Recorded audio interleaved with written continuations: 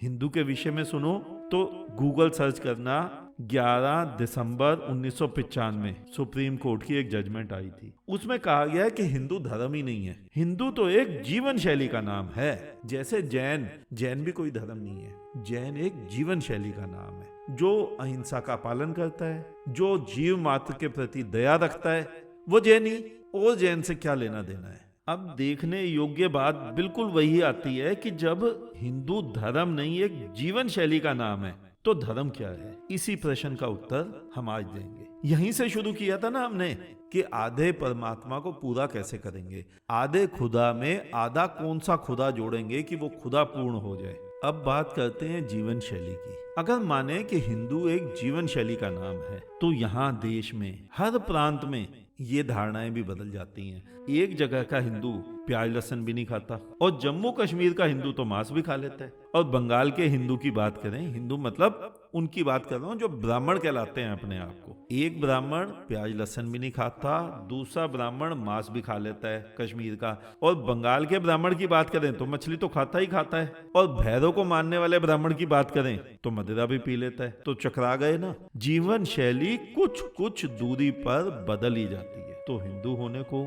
या मुसलमान होने को या सिख, ईसाई, बौद्ध, जैन होने को तुम धर्म कैसे कहोगे। मैं यही तो कहता हूँ कि ये धर्म नहीं है, ये पंथ है, ये संप्रदाय है, ये उस धर्म तक पहुंचने के मार्ग हैं सारे के सारे। तभी तो ये धारणाएं, ये पंथ, इनकी विचारधाराएं, इनके नियम स्थान स्थान पर समय समय पर बदल जाते हैं।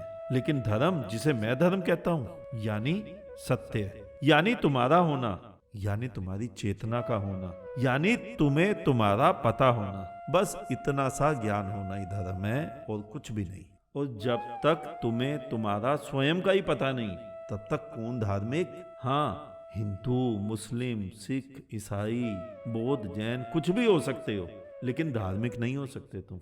और आज की दुनिया में जरा देखो अपने चारों तरफ निगाह घुमाकर, तुम सभी पैदा होते ही हिंदू, मुस्लिम, सिख, ईसाई बना दिए जाते हो।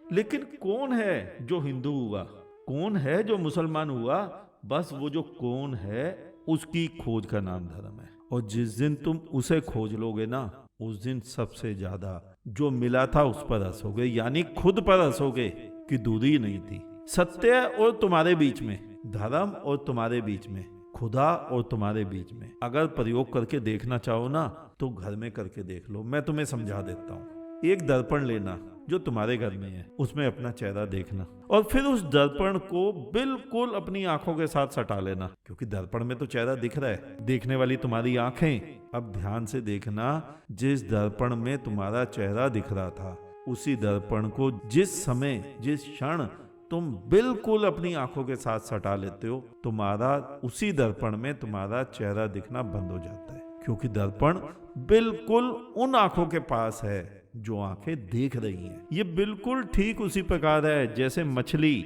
जल में पैदा होती है, बड़ी होती है, वहीं खाती है, पीती है और वहीं मर जाती है, और उसे जीवन भर जल का पता नहीं चलता कि जल क्या है, पानी क्या है, सागर क्या है, क्योंकि ज्ञाता और ज्ञान, इसमें फासला होना जरूरी है। लेकिन तुम्हारी खोज के लिए, तुम जो धर्म की खोज कर रहे हो, तुम जो परमात्मा की खोज कर रहे हो, उसमें जानने वाला और जाना जाने वाला दोनों ही तो एक है।